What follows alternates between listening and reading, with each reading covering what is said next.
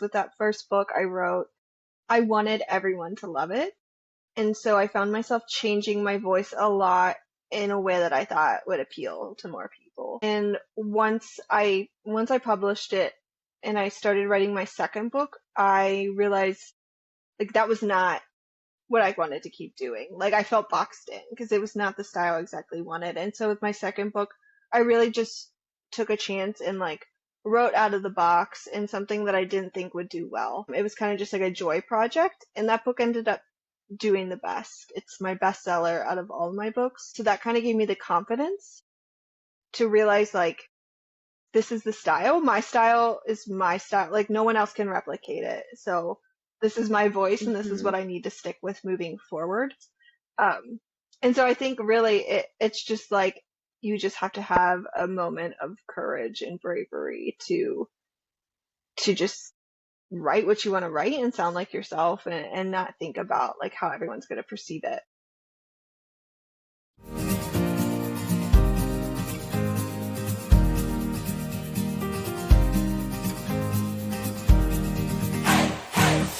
Hello, and welcome to So I Wrote a Book, Now What?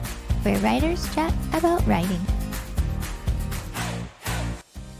My guest today is Katherine Bitner. She is the indie author of The Way You See Me, Time to Bloom, Strayed, and her upcoming novel Unravel Me comes out February 25th. I'm so excited to share our conversation. I learned a lot about self-publishing from our talk, and I also just really enjoyed Katherine's views on writing and on navigating and balancing writing with your life. So let's get into it. Hi, Katherine. Thank you so much for being Yeah, here. thank you for having me. So, what made you decide to write a book? Um, that is a big question. I have always wanted to write a book. I've always been a writer ever since I was little. That was like the trajectory I wanted to go since I was a little girl. And I kept putting it off. And then during lockdown, I got a Kindle. Um, because I was traveling in an RV and I couldn't bring my books with me. And I started reading a lot in a lot of genres that I hadn't read a ton before, specifically contemporary romance. And I naively was like, oh, I can write this very easily. And then I realized writing a book is not easy, but just becoming a reader again got me into writing.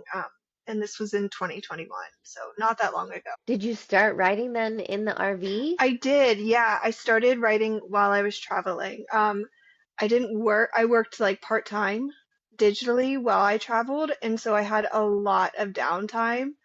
And I was just like in all these beautiful places that were so inspiring to write. So it kind of just naturally fell into place. That sounds Yeah, amazing. it was very cool. Was it just you, or was it you and your Yeah, partner, it was me and my husband and my dog. I was not alone. or? That's so awesome.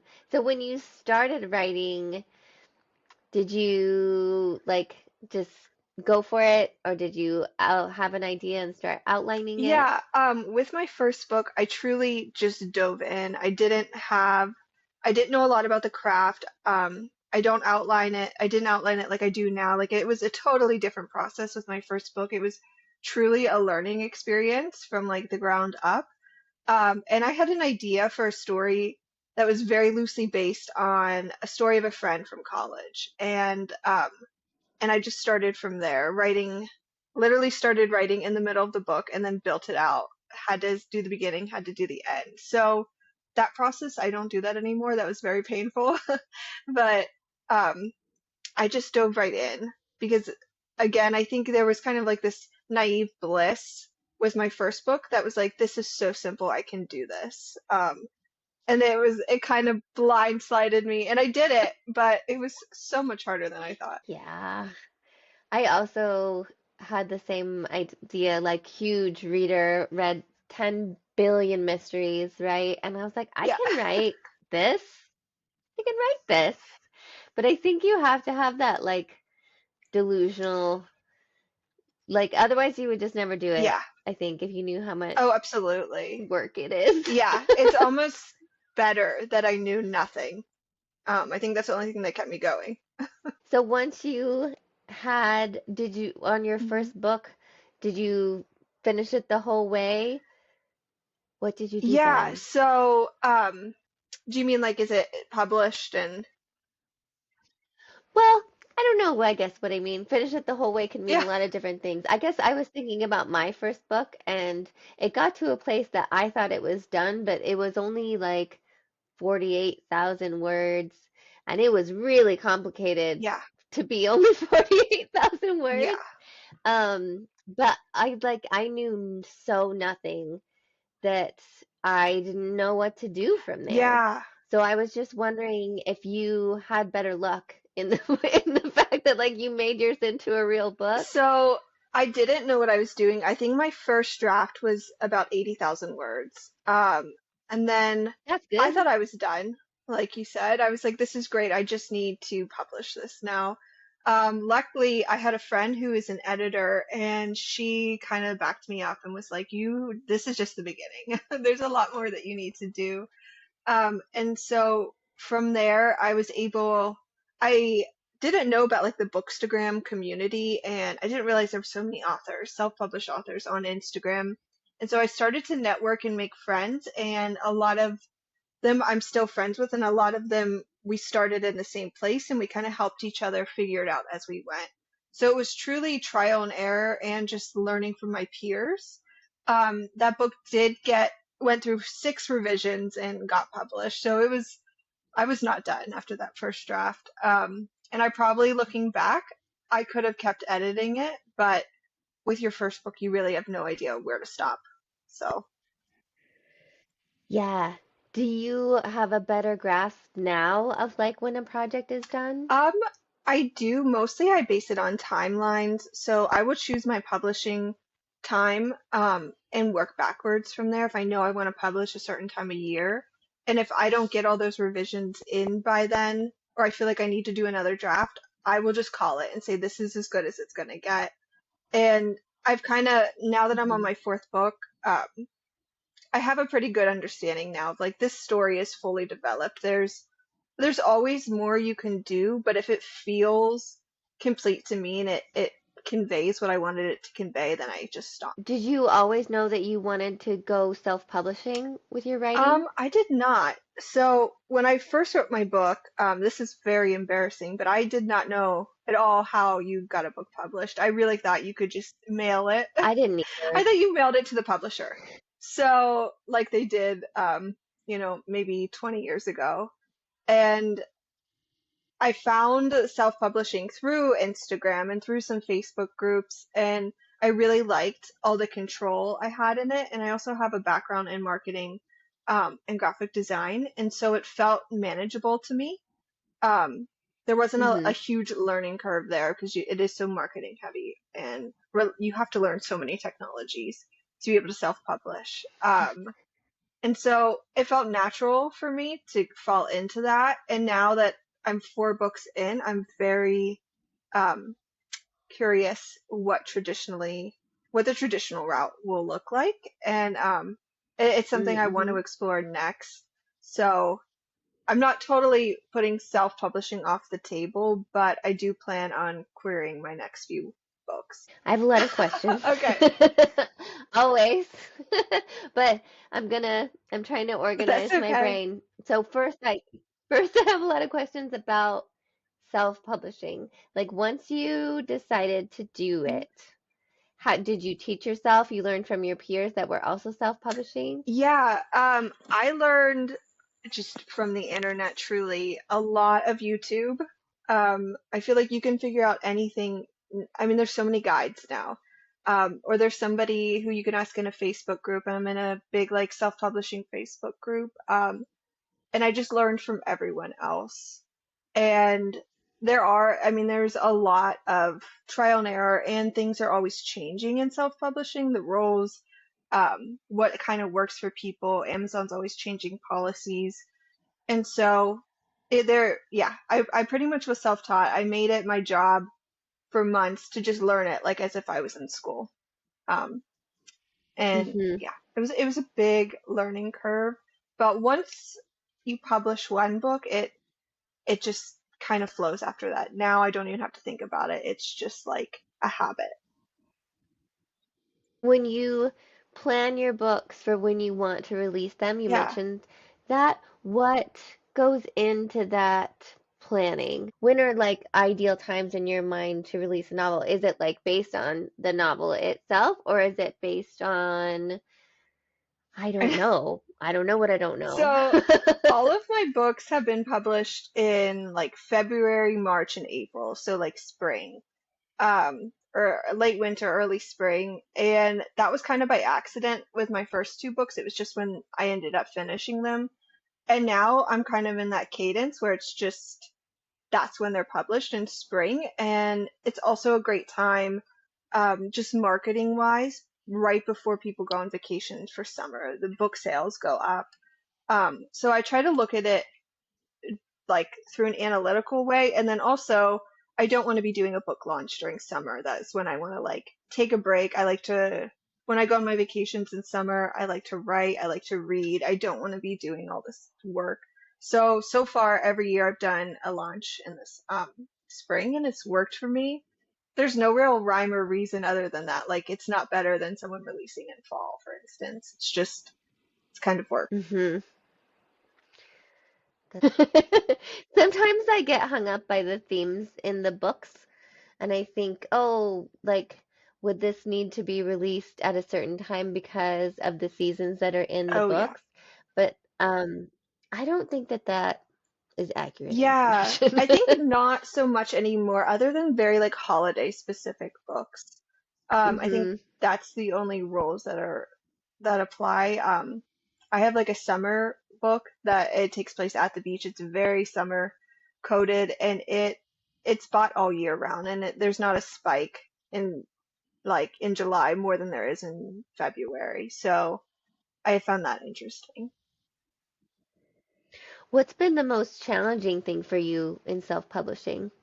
Um, Truly just the you have to stay consistent to stay on top of readers' minds. So if you're not constantly marketing and putting your books out there, then you are falling off the radar, unfortunately. Even if you have a big readership, it's still there's so many books published every day that you have to kind of be annoying in the fact that you're always putting it out there. And hmm that's been the hardest thing for me because sometimes I just want to take a break and unplug for a week, and that's not always possible. That would be really challenging. And your next book comes out really soon, Yeah, right? February, Unravel yeah, Me? February 25th. So Ah, I that's know so soon. it's very soon, but I'm ready for it. Yeah. Do you do your own covers? So of my four books, I've done two of my own covers, and then the other two, I just didn't know what I wanted, and so I hired an artist for them. But for my newest book, Unravel Me, I did design it myself, which I don't always say is the smartest idea. And if I make a lot from this book, then I would get it redone. But it works for now, and I think it's really about just like what your resources are at the time. Yeah. Right. And do you have plans for a new book in the future? I do. So Unravel Me is book one of like a two-part duology. So there will be a second part of it that is outlined. It's just not written. So I'm a bit of hmm procrastinator with this, and I will get it written, but I haven't started much of it yet. I'm also like relaunching my writer's blog. And so I'm going to do a little bit more, I guess, nonfiction writing through my author's hmm blog and kind of take a little bit of break from the fiction writing just for a few months. What does your outlining process look like now? Since when you started, you didn't have one, and Yeah. now you have developed one? Yeah, so I use the book Save a Cat. I don't know if you're familiar with that, Mhm. but yeah, I follow that to a T because it has helped me so much in my writing process. And I follow the outline and I write in order of my scenes. And if like I can't think of something, I will skip it and I will go on. But I never write out of order, which is how I did my first book, and it was just chaotic. And so, just to be kind to myself, I forced myself to go in the order of the outline. My brain struggles going out of order. Yeah. Like I'll often think of scenes that are in the future of the book, but then if I find that if I write them then I don't feel the need to write the middle, Yeah, the rest of the yeah, book. Like I got to the scene in my head. It's fine. yeah, exactly. It's really hard when you do it that way. I have written scenes out of order, and then details will change, and it's just you work on rewriting a lot more if you do that in that way. Like my brain is going all over the place. When you are drafting, do you have like a word count goal you try to hit for the day, or do you just, is it like a timed thing, or do you just kind of feel it out? Yeah, I used to do word count, but I don't keep like a consistent word count with my different chapters or sections of the book. Like they are kind of all over the place. So instead, I will just, usually it's time based. I only have a certain amount of time before I start working for the day. But I always have a goal of like getting one scene written or finish one chapter. I don't like to leave anything undone. So like I don't like to write like just half of chapter one. So I always make sure I have enough time to like Mm. completely finish my thought. Hmm. Do you usually write before you work for the day? I try to. I'm Most of my creative energy is like first thing in the morning. And then by like 11 a.m., I'm unable to write after that. So I'm a very like it has to be early. Yeah. Hmm. Yeah, same. I have tried to write in the afternoon and in the evenings. I can revise Yeah. in the afternoons, but like new words of days, I Yeah. struggle if it's not in the morning. Yeah. I completely feel that. I think by the afternoon I'm just totally wiped. So if the next one, Unravel Me, is a duology, will you self-publish the second one, or are you going to query that second one, or are you planning to query a different book? I plan to this has been like a debate in my mind for weeks now. Um but I don't want to delay when the second book comes out. So it'll probably be self-published, especially because the marketing is already there for this first book. It's already leading up to it. Um, and so I will probably self-publish that, but I will be working on, I guess that'll be book six, my sixth book. I'll be working on that for querying after that. I would love to query the next book, but I would be so fearful of like going years in between a duology. I think that would probably kill the series. So, That would be really yeah. tricky. Do you have a strategy for your querying? Have you tried it out before, or is this going to be all brand new? I have tried it out a little bit. With my third book called Strayed, I wanted to query it. And so I learned the process. I had all of the documents done. I had the pitch sheet. I had a list of agents, and I reached out to actually about 20 agents, and I heard back from a few of them. And so I kind of dipped my toes in it. I didn't take it completely serious because I had the whole book done, including the cover. Like it was ready to publish. I just wanted to see what would happen and kind of practice a little bit. And so that was over a year ago, and I'm sure I will need to like refresh my brain on everything. And I think I am not putting a lot of pressure on myself.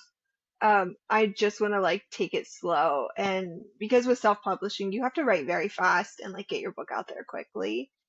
And that has burnt me out a bit. And so I want Mm, to write slower and take more time with revisions and just not put like a timeline pressure on myself for querying. that's a really good way Yeah. to do it, especially since the timelines aren't in your control No. anyway, like once you start to do it. Yeah. So Yeah. I totally have to surrender control of my timeline when I go this. I go back and forth because self-publishing, I like the idea of like controlling your own timeline and controlling your own Yeah. output and your covers and all of that. But I'm really intimidated by it as well. I really admire everything that you've done with your books, but it's so intimidating because, like you said, it is like 10 million softwares. Yeah. Yeah. It's a lot to learn. And I have a lot of friends who are just starting, and that I've been helping kind of like get their foot in the door with self-publishing, and it's really crazy that it's really truly a checklist of 100 things you have to do before your book launches. Um, and for me and like a lot of my peers who have been doing this for a while, it's just second nature. But I think back to when I first learned this, and it really did take a year to understand how to do everything. And so it is a lot. It can definitely be intimidating. I think not telling anyone that it's easy, like that's not, I don't like when people say that it's easy because it's so, I don't want to trick anyone to think that it's not so much work, but it's worth it, I think. Yeah. And are all the different platforms very, very different? Um, I feel like that's the most intimidating yeah, part. I don't think so. I think they're not so different, especially like the ones you're truly publishing up to. So like Ingram Spark or Amazon, or if you're doing like Barnes and Noble Press, like that part can be intimidating to a lot of people, but they're all pretty much the same. It's all the same process. I think what gets tricky is like, vetting a editor or proofreader or finding beta readers, especially if you're not really plugged into the community. That can be hard to know where to look for that or know that you're not getting ripped off. And then there's other things that you can outsource. So with my first book, I outsourced the formatting, and the editing and beta reading. I paid for all of that, and now I still pay for an editor, um, but I've learned to do formatting myself. So as you go, you start to pick up skills, and Hmm. you gain more control, or you save money doing it that way. So, How did you find your editor? um, I found my editor so I had a friend who was an editor, and she knew a bunch of book editors because she does editing for a magazine, which I learned was totally different than doing it for a novel. She was like, I can't do that. So she connected me with a group of freelance editors who are like a Facebook group. And I found someone who she was in college she was an English major, and she really wanted to have like a novel edited, like that be like on her resume before she graduated. Mm-hmm. And so she ended up editing my whole novel. She wanted to do it for free, but I paid her. Um, and so it was a really good experience for her, and it saved me money as a first time publisher.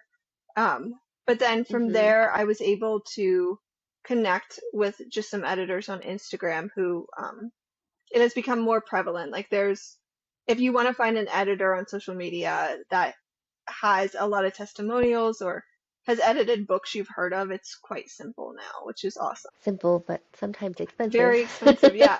Yeah. Which platform would you say you sell the most books on? Out of Yeah, curiosity. definitely Amazon. Um, I think they're the biggest book seller in the world. So Amazon is definitely number one. But I do sell a lot directly. So I sell off my own website. And I Oh, also nice. sell to a lot of like independent bookstores. They'll buy my book directly from like Ingram Spark, which is another self-publishing platform. And do you reach out to those bookstores or do they find you through Ingram Sparks? So I reach out to the bookstores. I pitch my book to bookstores usually like a week after it launches or after it publishes. And so I started doing that process after my second book, after I realized, like, I tried to figure out after my second book came out, what was some marketing, like, uh, networks that I hadn't, like, reached into yet. And I really wanted my book to be in a bookstore. So I Mm-hmm. started this big campaign of reaching out to bookstores, creating pitch sheets, and that kind of got the ball rolling for me. And now my books are in about 40 different bookstores in different states. That's Yeah, amazing. so it was a lot of work up front, but it was really cool to be able to say that and just to see it when I'm traveling. My book is usually in the store somewhere. So, That's so yeah. cool. Yeah, it was exciting. That's so exciting. When you write the third book that's beyond the Yeah. duology, is the other one plotted already? No, not at all. I have no idea what it'll be. I have absolutely no idea. I would love to write a fantasy novel, which is very intimidating. It's so different than romance, and those books are so involved. But I would really like, since I am querying, I would love to step outside of my genre that I've exclusively written in and Yeah. just challenge myself. So I have no idea what it is going to be yet, but most likely it won't be a romance. Yeah, I love a genre Yeah. change. Yeah. I'm all for it. I think it makes you a better Hmm. writer because you learn new skills because each genre has kind of their own Yeah. rules.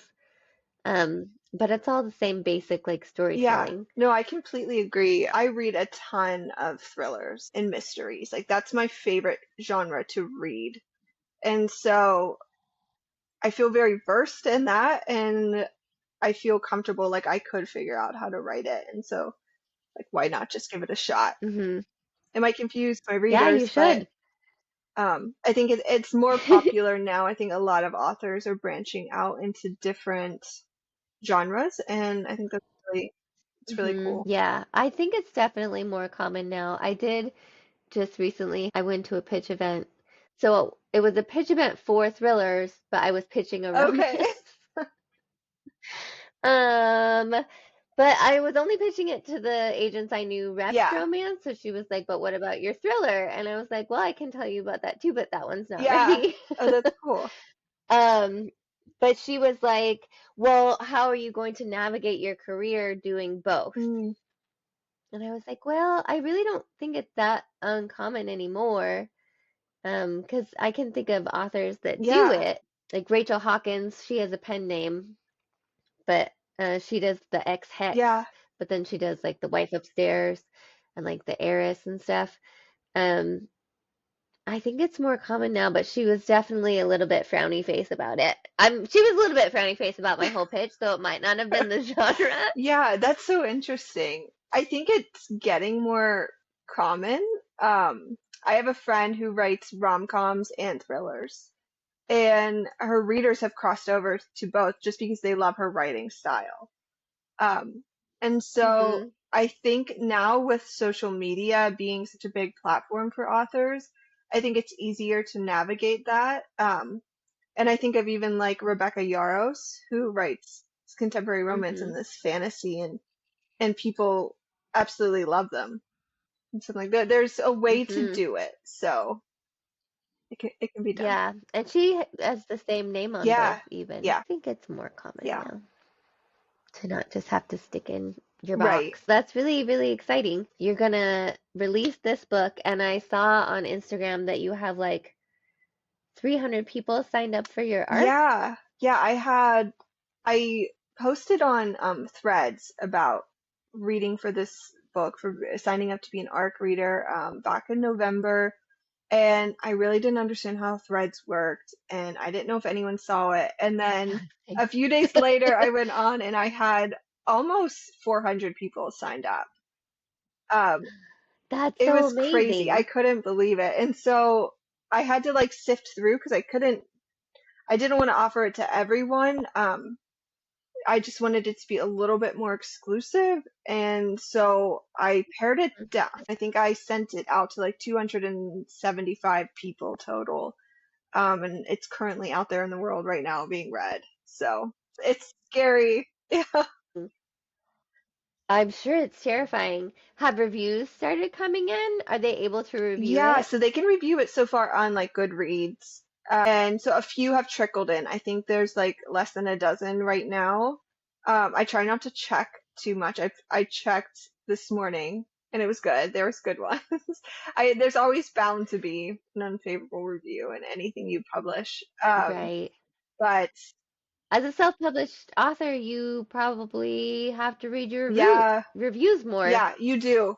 That kind of You do. sucks. And I want to use a lot of them for like marketing purposes, so I really can't like avoid it. But I've gotten better Yeah. at like, if I'm getting hundreds of reviews, it's okay that there's a few 1 and 2 stars. So, If there is a 1 or 2 star review, do you not read them? Do you save yourself? um, in the past I have read them, which is it No. was, some of them, I don't know how you yeah. don't. Usually they're pretty comical, honestly. Or I find a way to just be like, okay, this is fine. Not everyone's gonna love this. There's books that I absolutely didn't like. I didn't write about it on the Hmm. internet, but everyone's entitled to their opinion, of course. And so it happens. Yeah, I definitely don't. I try not to look at them. I don't seek them out, the bad ones. But Yeah, most people are they're very nice and encouraging on Goodreads. So that's yeah, good. I read once a review of Kafka on the Shore by Murakami, which is one of my yeah, favorite books.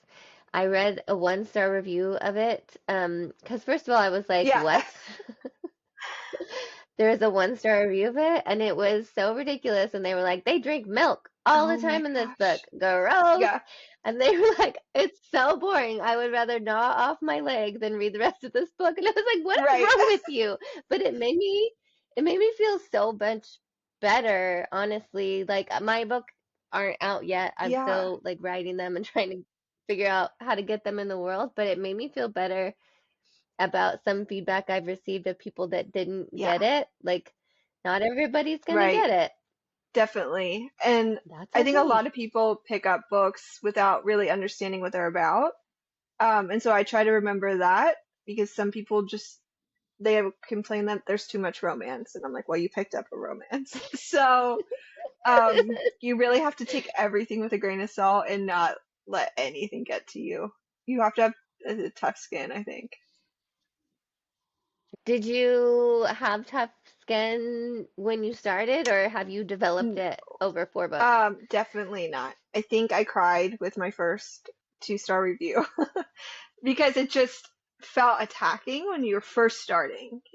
But then once I started to understand the book community a little more and just how subjective, reading is in general, I can kind of like remove myself from it. Even though it's my story, I can appreciate that someone didn't like it for a certain reason. And, it's also, it never like hinders my book sales. That 2-star review might hurt my feelings for a minute, but it doesn't mean less people are going to pick up my book to read. So. Have you ever incorporated the traveling around in the RV in any of your books? Um, so in my second book, there's a little bit of a story that has to do with a girl traveling in an RV.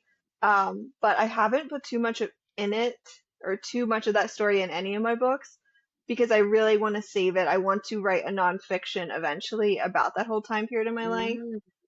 That might be book 6, which is like a huge gap to go from like fiction to nonfiction that I'm trying to navigate. But that's like a whole story in itself that I really want to save for its own purpose. That's Yeah. awesome. I'm excited. I will read Thank it. you. Where all did you travel? Like all over? Um, so I traveled to 26 different states in 12 months. Um, and yeah, we started from like the East Coast to the West Coast and back. And we did it during like lockdown when everything was pretty much shut down except for like you could be outside. So it was the perfect time. Yeah. And we just spent a majority of our time in like different national and state parks, and it was really cool, and it really changed like the whole trajectory of my career, of my deciding to become an author. So it kind of feels like the next step to write about that. Yeah. Yeah. What is your job when you are not writing? I am in marketing. So Oh, yeah. so that works together. Yeah, I do marketing and social media like management. And so it all kind of flows like it I never stop working even when I'm just working on my books. It's all the same. There's no break. Yeah. Well, that's so cool. Did you take a lot of pictures when you were out and about on the road in the I RV? did. Yeah. We I mean, I have probably thousands of photos. Um Oh, that's if you awesome. scroll like all the way back to where my author Instagram started, it was actually a travel blog of this trip, Oh, which is cool. crazy. And I kind of forget about that. And then I just started using it as my author page because I truly had no understanding of how authors were supposed to be on Instagram. It just didn't make sense to me. So I just started from there. But yeah, I documented a lot of the trip um, on Instagram. So it's all there. I'm gonna Yeah, scroll back. Well, that's really cool. Okay, I got caught up. I have to look that's at my okay. notes. So, where do you get your inspiration for your novels? Yeah, um, that's a good question. I think for each book, it's been a little different. For my first book, it was kind of like my own life experiences. It was a college new adult story. And then my second book got a lot of inspiration from my travels. Um, and I now, after that, third and fourth book honestly got a lot of inspiration from music. So I'm a huge music person. Um, and usually I get my ideas from my books when I'm driving around in my car, listening to my playlist. It'll just like one song will spark like who is this song written about and what is their story. Um, and that's kind of that sparked my entire fourth novel. And so I think for now music is still like the biggest inspiration. Do you make playlists for your I novels? do. Yeah. That's I spend so so much do time I. doing that when I should be writing. So do I. And Same. it's so What helpful. was one of the songs? I know, and it just gets the Yeah, vibe. Like sometimes too, when you need to like switch from like, okay, I was doing this, yeah, but now I'm gonna work on this. Like if you just listen to a few songs from your right. playlist, it helps No, me like get back in that's there. exactly how it works, I think. So yeah. What are some of the songs from your like the how about Unravel Me, the one that's gonna come Yeah, out? so the playlist, the playlist is in the beginning of the book and people are going to be like, what the heck? Because it's pretty much two different artists. So it's a lot of Lana Del Rey, who's one of my favorite artists, and Zach Bryan, who's another one of my favorites. And so, I was just listening to Pink oh Skies. really? Yeah, That's before awesome. this interview. So yeah, so let me think specifically. There's a song by him, Boons, um, and that is on the playlist. And then a lot of the book was inspired by a song called Margaret by Lana Del Rey. Um, and so if readers listen to that song and then they read my book, a lot of it will make sense. Um, but Oh, I love yeah, so that. I put the playlist. I decided to finally put it in the front of my book. So it'll be in the print version and the ebook so that people can kind of, I don't know if they're music people too, they can listen to it before they read or after they read, and it'll kind of set the vibes for the book. Nice. Yeah, Oh, that's yeah, exciting. yeah. Are you gonna do the same for the next one? I think so.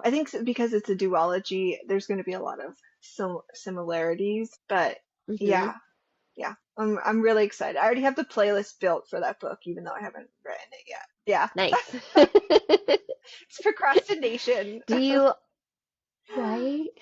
But it's It is. planning. It is. It's important. It's getting the theme down. So, Yeah, I think that's important. Do you also like make mood boards for your books? um, somewhat. So I have like a Pinterest. I'll make a Pinterest board for each of my books. And they're like public. I always share them. Like, oh, if you want to see what this work in progress, here's the aesthetics of it. Um, Oh, and that's so I haven't good. started that for the next book, but it really helps me, especially if I'm trying to describe a scene or what someone looks like. Because I'll usually put like who I imagine the character to be and the setting. So Mm-hmm. yeah, I can't wait. It's so yeah, exciting. I'm really excited. And I love that the playlist is in the Yeah, front. I know. I saw someone do that in a book, and I was like, that's genius. Because it helped me Mm-hmm. even understand like what was going through their head, and it Yeah. just adds that extra element. Mm-hmm. It's so funny because music is so emotionally, I think, transformative. And so is writing, and combining the two is so Yeah, hard to it really do. is. I know. Because first of all, like you're not legally allowed to put Right. lyrics in a book, right? That drives me I know. bananas. Um, but it's so tricky to get the vibes from the songs that in the Yeah. book. Yeah. No, I think it's so hard because as an author, I think you want to be like, this is how you should feel when you read this and listen to this song. Hmm. And I have to remember this is my experience of the book, and everyone who reads it is going to have a total different takeaway. Even just reading some of my reviews from Unraveled Me that have come in, I'm like, oh, this is what they picked up on, and that's how it made them feel, and it's so different than what I experienced. So I think, Isn't yeah, that weird? it's so subjective. But it came from your I brain. know. It's like It's such a crazy it thing. is. It's really wild. But now it's going to be its own thing, I know. interacting with the I world. know. Yeah, as soon as it's out of my hands, like I have no control. I know how the book made me feel and what parts I cried at, and now I can't control everyone else's reaction. Yeah. Do you hope that it makes people cry? Is that a goal? Um, it feels so wrong to say yes that I want people to cry, but a lot of my books do have elements that are very tear jerky in everything I write, and I kind of Hmm. advertise that as like, if you read my books, like, I'm sorry, you're gonna cry. And even people who say they never cry in books, they will read them and cry. So that's kind of how I know, Yeah. like, I have written the emotion correctly and like what I wanted was conveyed. So it's like Yeah. clear physical evidence. Exactly. Um, do you have any craft books that you have turned to kind of like hone your skills from the first book you wrote to now? Um, there's not one. I'm like looking at my bookshelves. There's not one specific that I would say like helped a ton or that I like reference a lot. Truly, the Save a Cat for outlining was huge. And then Big Magic by Elizabeth Gilbert. I don't know if Hmm. you've read that, but that really helped me just like get over the fear of writing that next book. But as far as craft books, and maybe this makes me like a little bit of a fraud for an author, but I have not truly found a ton that have helped me. No, I don't have an answer to that. That's Yeah, okay. No, some people really love yeah, them and some people don't, and that's yeah. totally fine. Are there any fiction books that you draw a lot of inspiration from? Um, that's a great question too. So I read a lot of poetry, and I think that has helped me just with like, especially in romance, it's helped me just like convey some of my emotions in a more poetic way because I like to write in a very lyrical way. And so when I need to write like a very heavy scene, I will usually pull one of my like poetry books off the shelf and read that. Um, but I wouldn't say there's any fiction books that, other than just like my favorite books, there's none that have super Hmm. influenced my writing. Yeah, poetry. I like to read poetry because it also makes you think about words in like a Yeah, different way. yeah, definitely. How did you find your voice in writing? Yeah, so this one, oh, it took a while.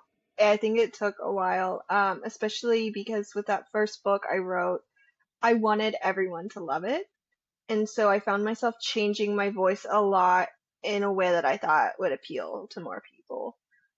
Um, Mm, and once I published it and I started writing my second book, I realized like that was not what I wanted to keep doing. Like I felt boxed in because it was not the style I exactly wanted. And so with my second book, I really just took a chance and like wrote out of the box in something that I didn't think would do well.